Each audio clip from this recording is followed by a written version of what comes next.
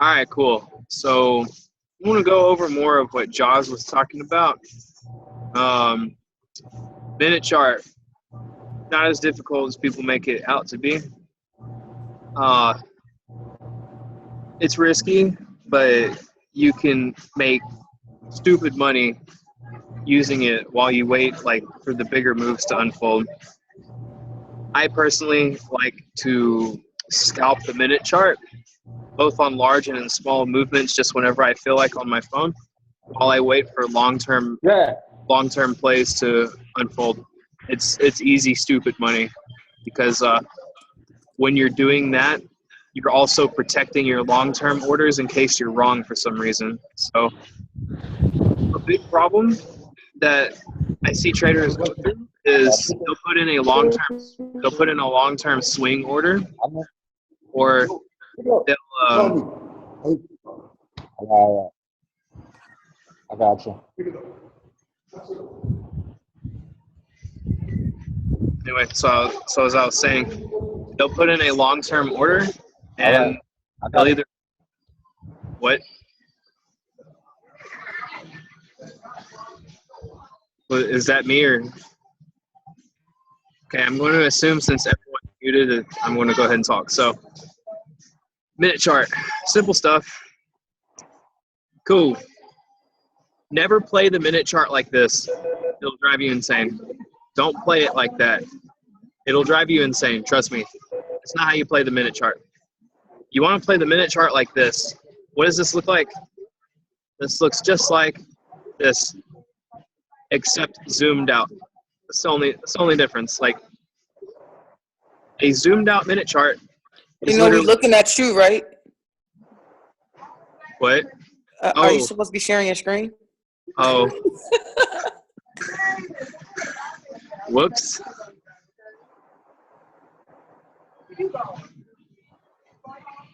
Better? Better. All right, cool. So, minute chart. Simple stuff. Instead of looking at the minute chart like a lot of people do for some weird reason, they'll look at it like this. Well, and then they'll be like, well, this is so much chaos. Like, how do you even do this? Well, why the fuck would you read it so zoomed in? Like, all you do is you zoom out, and all you have is a finer detail 15-minute chart. That's all it is. So it allows you to see things like little wicks and stuff, and like exact points of where things reverse. A lot of traders disregard the minute chart for some weird reason. For the life of me, I do not know why, because it is one of the most useful tools in your trading arsenal. Now, Yazi is learning how to trade the minute chart based on support and resistance, right? So, I mean, you could theoretically say, well, I mean, you should buy here, right? And then if you sold here, if you sold here, you would take profit like here, because support on the left, and it's an obvious point that repeats many times. Notice how we do the same thing on the zoomed out charts. The only difference is this moves a lot faster visually, and if you know how to time it right, you can make pips that people don't even notice. Like, this is 20 pips right here. Most people, to them, they see this shit as just like this. They'll see it as just like this.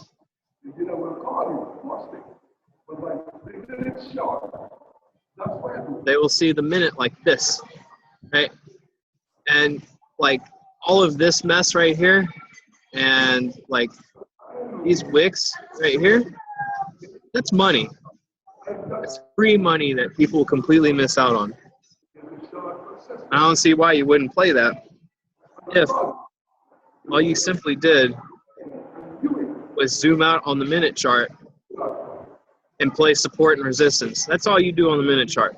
It's just support and resistance, and if you happen to catch breakout triangles, that's the other thing it's used for. So, for instance, this right here, if you saw this forming, this is a breakout triangle, because resistance is flat, resistance is flat, resistance is flat. it also has a curving uptrend kind of ish, right? So being on the minute allows you to see things like this. Most traders are completely oblivious to this. They never bother to pay attention. So when they're here, and they look at it at the 4 hour, at the time I saw traders put in shorts right here, which is kind of retarded because I mean, it wasn't as retarded so much when you first look at it, because the first thing that they saw originally was this is a wick stick, and people are taught by candle patterns, and they rely on candle patterns too much. So do it again. What was that? Which would be all the sergeants, the lieutenant, the captain.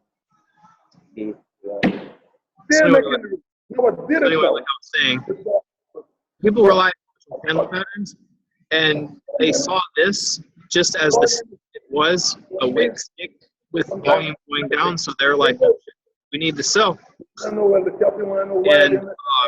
if they had looked at the minute chart, they would have seen that was a bad idea, because it formed a breakout triangle on support.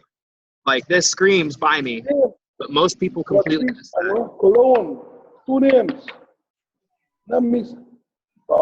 It's not on me. Hey, let's see. One of y'all is unmuted, and y'all need to unmute. I'm going to guess that it is either Adrian. Like, there's like, it sounds like a Danny Trejo movie in the background. One of y'all should mute that, if you don't mind. There's like TV or something. But it's not her fault either, because if that's the new system, Right there. yeah, I see. It wasn't you. It's the higher up, so. I'm not sure if you're talking to me. All right, let's see. There's got to be a way to do this. Put it in, they make it easy. And I did it. That she ain't get it. I'm sorry, Debbie. Oh, Adrian. Yo, Adrian. Adrian, you need to mute. You need to mute your stuff. All of them, look right there. Adrian. I used to put the same to Walk myself. away. You need to mute your stuff. I go back and send it to myself to make sure. In case of the last minute. I don't like you right now. I don't like you very much. I didn't send it to myself first.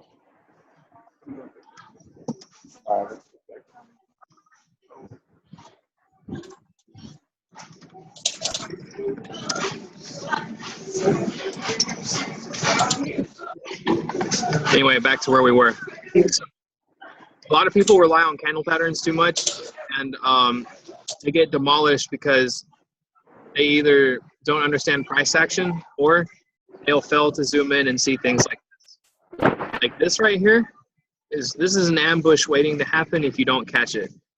What my suggestion is the closer you are to a support by looking left, the more you should probably zoom in for a big hint, just in case, because the minute chart can warn you. Sellers here could have been saved a large headache if they had caught this. That's why you have to be using all time frames. You don't just use one.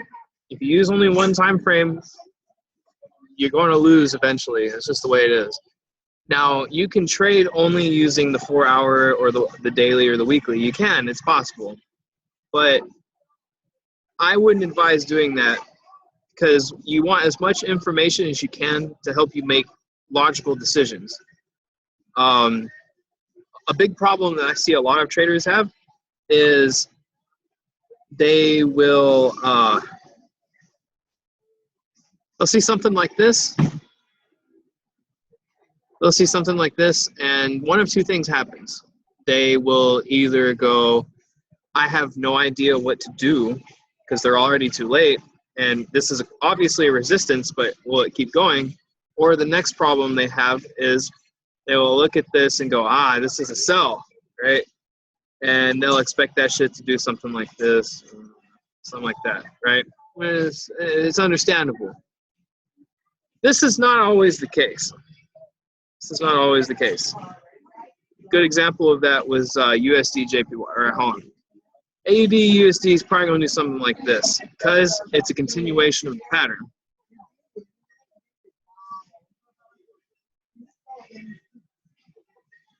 Then it'll go down. Probably. This is probably what happens. We'll probably start Sunday, like here, at this support that we see, which is a common support on the left. See how that point magically seems to always line up and is always used? That's how you help make logical Forex decisions based on what you see on the left. There are many different methods of doing this. Some of them use market maker method, and they would just look left and go, okay, this is where shit was trapped in the past, and et cetera, et cetera, et cetera. Looking left gives you a shit ton of clues as to what's coming next, because the more heavily contested certain points are and they coincide, the more likely it's going to have a high probability depending on the trend you're following. Right now, AUD is on an uptrend, so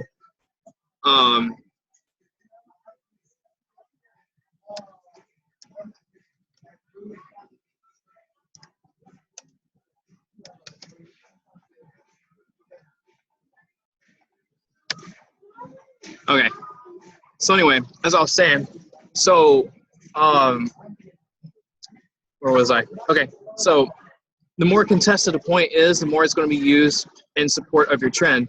Now, you got to remember that when you're trading any type of pair, you're dealing with both short and long-term traders, and they each have different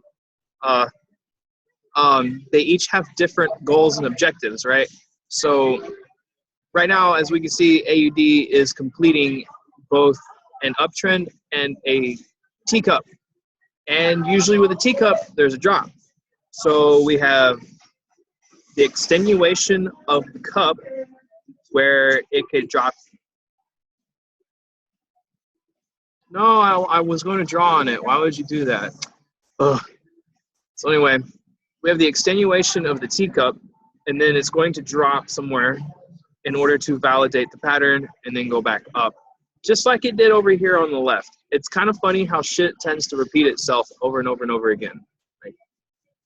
The reason why all of these structures are put into place is because that's how big money controls the flow of money in the world.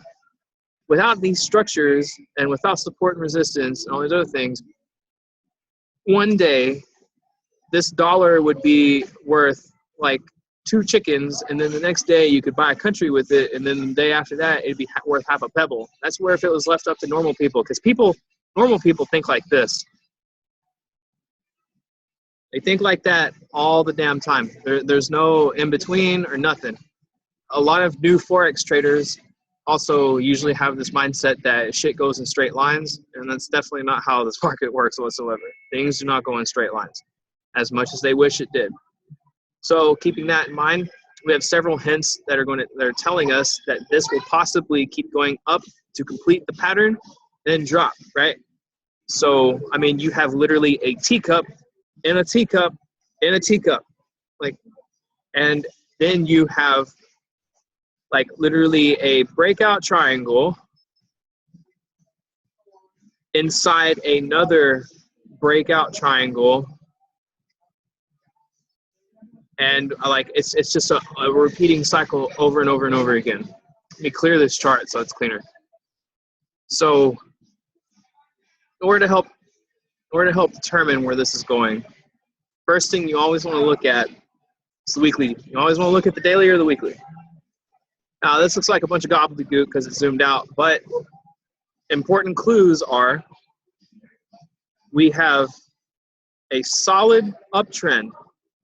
This looks kind of like gold, if anybody is actually paying attention to gold or not. Like, we have a solid uptrend, as you can see. Yeah, it fluctuates up and downsies, right? Obviously, it'll go fucking high as shit and then drop all the way down and everything. But if you look at this, like, long term, like, super, super long term, excuse me, this has a clear uptrend. And I mean, it's clear. Like, this has been in an uptrend for almost 14 years. Uptrend means that no matter what direction it's going, it's steadily moving up, right? And at the meantime, it seems to be respecting the uptrend. Like, even though we had this drop right here that was lower than that, it was quickly picked up. So big money, for whatever reason they have planned, they want this shit to go up. That's what they want. They want this up. See, even over here, this is an example of a teacup. Up, down, and then usually either goes straight up or it fiddles around and then goes up. Usually how teacups work. And right now with AUD USD, like literally, if you look left, same damn pattern. Same thing. You have literally the same pattern over here. So, I mean, like literally, this went down and then this went up, right? But right now, down, up, a little bit down, and then continue up. Does that make sense? Does that make sense? Like, literally, this is a mini pattern of this. So that's another clue. This is similar in structure as the structure over here on the left, right? So we have a solid uptrend. We have another supported uptrend with point with it, which it respected. We also have problems in the economy in the world, especially with after what happened with Brexit and with Japan doing whatever the hell it wants to the world economy by gobbling up equities and commodities like it's no one's business. A lot of problems. AUD is a commodity-backed currency, right? Those are several clues we have already as to, okay, well, this is an uptrend for sure. Now we zoom in to figure out how to attack the uptrend. So personally, I've been buying the Australian dollar for like the last month, and it has paid off dividends because we're in a clear uptrend. I keep telling people when you sell, don't marry your sell because this keeps going up over and over and over again. This pattern, by the way, is similar to NZD USD. This is a very similar pattern. We'll go check that out in a second because it's going on a similar trajectory as well. So anyway, as I was saying, clear uptrend, even zoomed in on the 4-hour, then you take the current point that you have right now, right?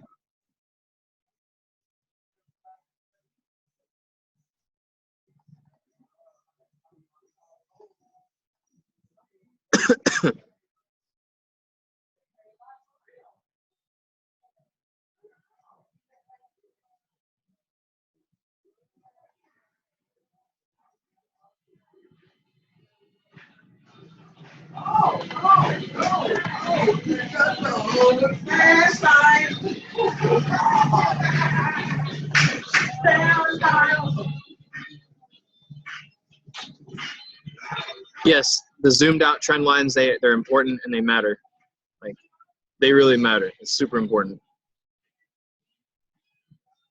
So, as I was saying, for all you people who are buying late, this is where you have to be careful. You would want to buy on any retraces, and your target, depending on how long this takes to get there, if it takes just a few sessions to get there, y'all need to be careful because this will get kind of hairy. Your first target, your first TP would be the obvious, well, look left. We have obviously a strong resistance there as this shit dropped from there. And then if you look zoomed out, like if you look super, super zoomed out,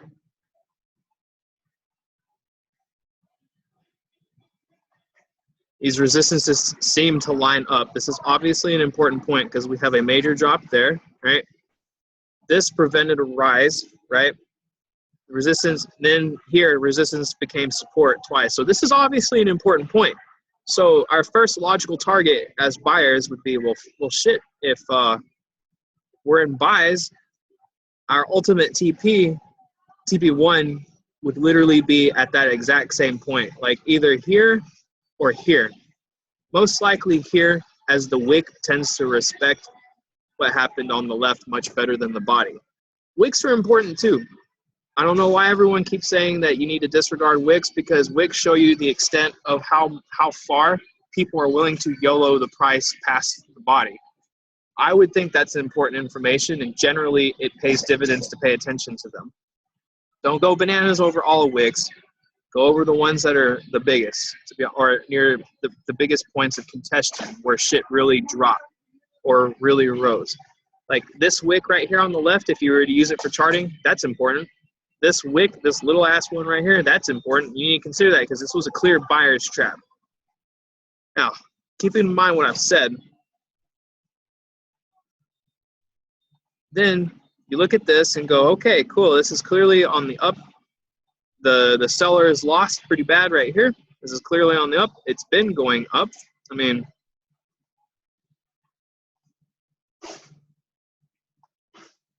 like,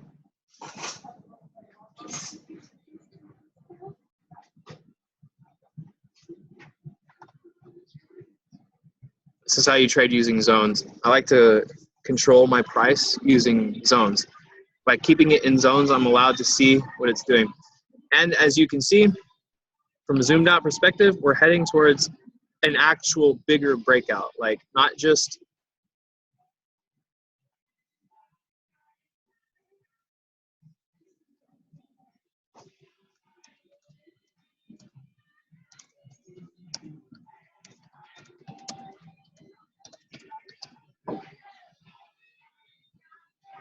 so anyway, as I was saying, I had to reply back. The question was, you go from wick to body or wick to wick? I personally like to connect 2 or 3 wicks when possible, because that shows you the extent of the movements.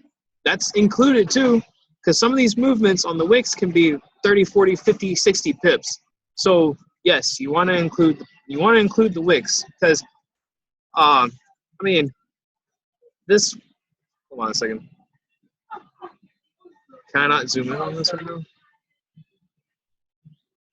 That's a big ass wick, and for some people, that wick right there, that's enough to blow their accounts, especially if they don't know what they're doing. So yes, you want to include these. Anyway, as I was saying, so with this pair, then we zoom in, then we can zoom in again. Okay, we see that it is clearly hitting a resistance, which is the same as on the left, which is why as soon as it reached this point, sellers started attacking this pair, right? Now, sellers attacking this pair and are expecting it to immediately gap down, and they're expecting it to gap down about maybe here. Because if you look left, again,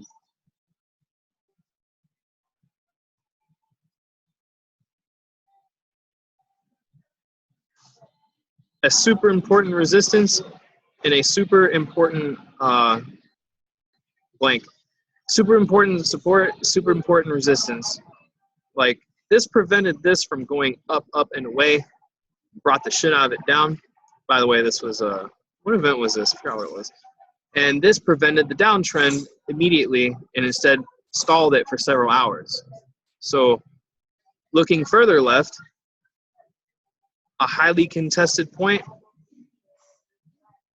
a support to the up spike right before Brexit. I mean, this could go on for days. So that's why these people right here are selling, because they're expecting it to immediately go there, and they might get that. It honestly depends on where it gaps. That's where we have to make decisions based on what we are given live.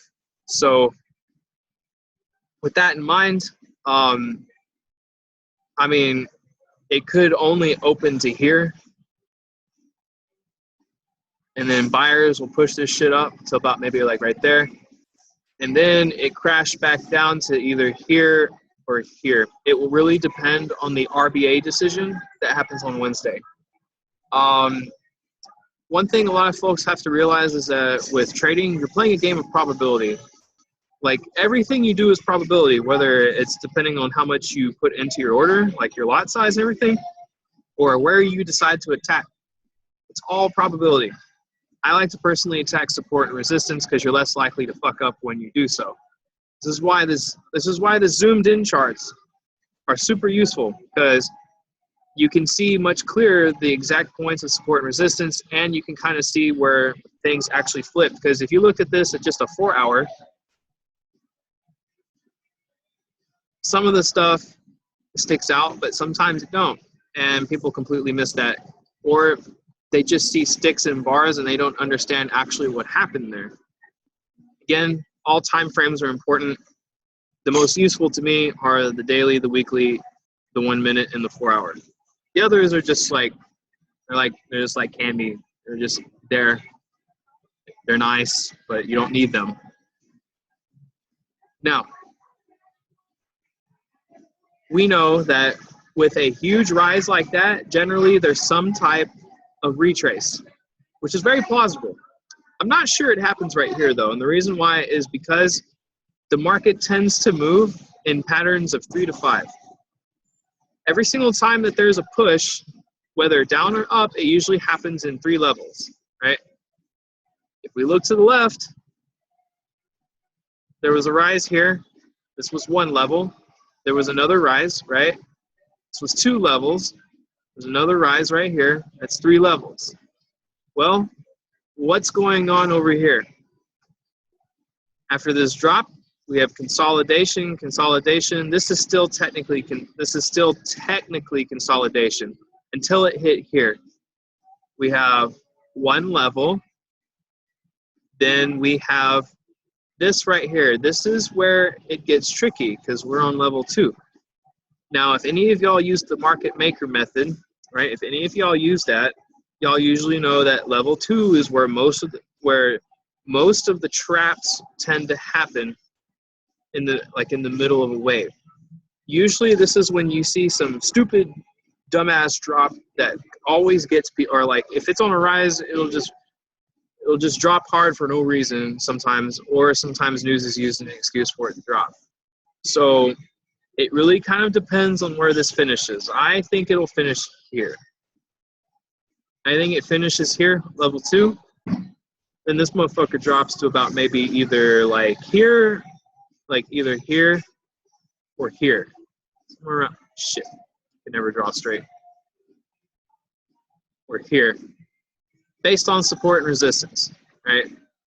It's possible, but highly unlikely it goes to here. It will honestly depend on if they cut their rate, how much they cut their rate on Wednesday, and where the price is before the cut. So you can make projections and predictions and everything, but sometimes you have to react to the market as well.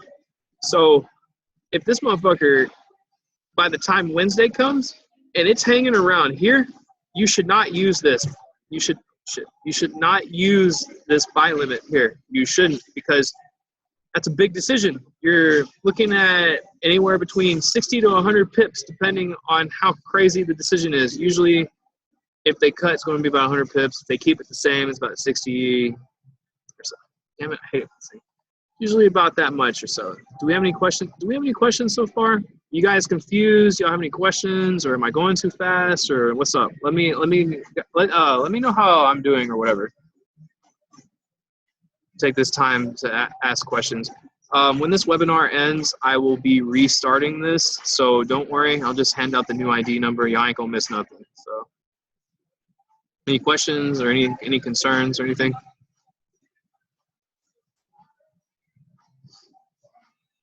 Yes, this is being recorded as we speak.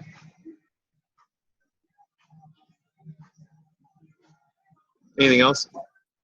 Do you mind if I go on a microphone? Ah, dude, I don't care. Go ahead. So I've studied market maker as well. I've been doing technical side as well. So after you see 3 levels of rise, right, in your specific scenario right here, it dropped down in consolidation. What made you assume that there was going to be another 3 levels of rise? Where technically, when there's 3 levels of rise, there should be 3 levels of drop. You get what I'm saying? So it's like, is it just because it was a reset? It was a reset, and then that wick to the bottom of the trend line created another. Here are your levels, pal. Level 1 drop, level 2 drop, level 3 drop. I know it wasn't as big as what you would expect, but you have to remember that AUD is also in an uptrend as well. So them fools are not going to play this game forever. Does that make sense? Yeah. Because for whatever reason, whether it's because big money wants what it wants, or it's because the world is sort of kind of going through a questionable period of what the fuck right now, AUD is on an uptrend. There's no denying that. From where we are right now, this is a clear uptrend. This has been an uptrend for months, right? Yeah. Because again, let's look at this from a zoomed out. Let's look at this zoomed out because MMM works zoomed out as well, right? Let's look at it from like not just intraday, but like weekly. All right, cool. What do we see here? All right, cool. Market maker in the work right here. If you're using that technique, we have 1 drop, 2 drop, 3 drop. This bit of bouncy, this is coming out of the consolidation and is going to start, if it can somehow break this trend line, the 1, 2, 3 push up. Does that make sense? Yeah, for sure. It's funny how this stuff kind of just randomly lines up, right? Yeah. Yeah, I know, fascinating. So, I mean, now, of course, no method is foolproof and everything, but we have several clues. Telling us that, well, shit, this is an uptrend because if you look zoomed out, it respected the shit out of this trend line right here. Right? Yeah, it had a couple of dips and everything, but I mean, then again, nothing ever goes to a T, right? And this was probably either a market maker trap or just some intern at JP Morgan just pushed the button too damn hard that morning. You don't know. So, I mean, we have that. We also have the fact that we have a lot of stuff going on fundamentally that's like tripping balls, the world economy. So commodity-backed currencies usually go up when there's problems, and we have a lot of problems. England's not England themselves. Everybody else is freaking out about England. Europe's in trouble. The yen all of a sudden came out and slapped everyone in the face over and over and over again the last couple of months. Japan is playing a very, very smart game of chicken with everyone. And no one is really sure if this USD rally and our economy is actually doing that well, or if it really, no one buys that yet. So even though Australia's economy is sort of shit as well, that doesn't mean that its currency is going down because it's backed by commodities. Everyone's expecting at some point for this to be very valuable and to bail them out, because gold and commodity-backed currencies and the yen are considered bailout money. For some reason, that's what everyone chose, and that's just the way it is for the meantime. Now, keeping this in mind, as far as AUD USD go, I wouldn't buy right now. Y'all are late as fuck. Y'all are all late. Y'all had all week to buy. I wouldn't buy it. Y'all are late. I have this simple rule: you don't buy late and you don't sell late. You always, if you're following the trend or whatever, you want to buy on retracements and then go, because psychology is, oh my God, this is going up. We have to buy this now. This is where market maker technique or just common sense comes into play, where, well, these motherfuckers are already making money and they're going to use y'all to make money and then smack y'all in the face as they make more money to then make more money as you guys lose money. So, like, right now, if you're buying right now, you're kind of gambling, to be honest. Like, it could go up, maybe. I don't know. It could. I think it actually goes up more, but damn, y'all had like literally all week to buy. I wouldn't buy right here. This is risky as shit. Instead, what I would do is I would wait to see if it hits resistance and then sell. That's if I was not only on the buy, or if I'm just counter hedging my buys that I'm holding from down here. Or sorry, this is the wrong chart. Whoops.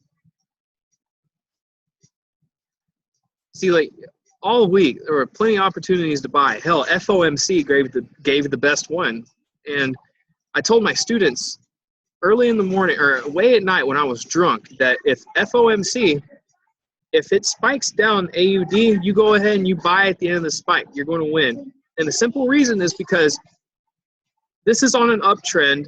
People, the big money will get the pattern they want. They're going to get the pattern they want, and that's that. That's just the way it is.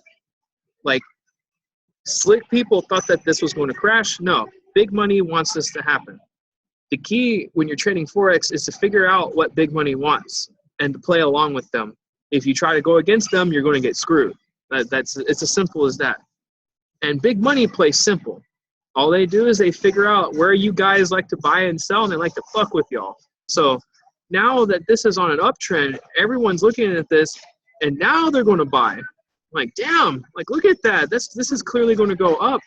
Some of y'all will buy, and some of y'all will make money if you're not greedy. Some of y'all will buy even later because you're too indecisive. Then you will buy a lot right at the point where it goes down. That's usually how this game works over and over and over again. And then, I mean, shit, if you guys are using candle patterns, for instance, it depends on what method you're using. If you're using market maker and you're using it on a zoomed in scale, oh shit, this is 3 pushes to the high. Fuck, we need to buy right now, right? Or if you're using candlestick patterns, wait for this to become well, it's not white because it's 3 white soldiers and then reverse. So who wants to play that game up here? Who wants to play that? Sure as fuck ain't gonna be me. I ain't gonna be buying here. My ass is already bought down here and down here.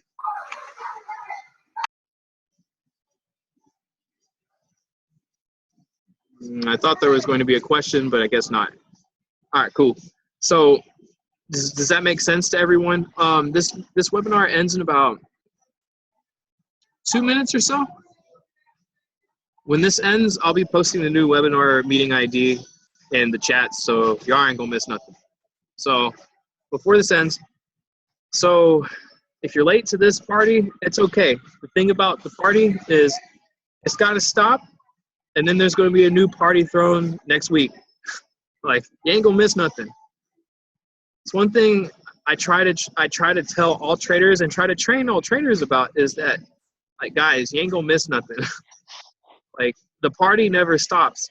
If something's on an uptrend, there's always going to be another opportunity to get in, and there's always going to be a better one to get into. You ain't gonna miss nothing. Like, what a bunch of smart people are going to be doing is they're going to patiently, and I mean very patiently, they're just going to wait to see where this stops and reverses. They will either take partial profit or full profit depending on their trading style. They may choose to short.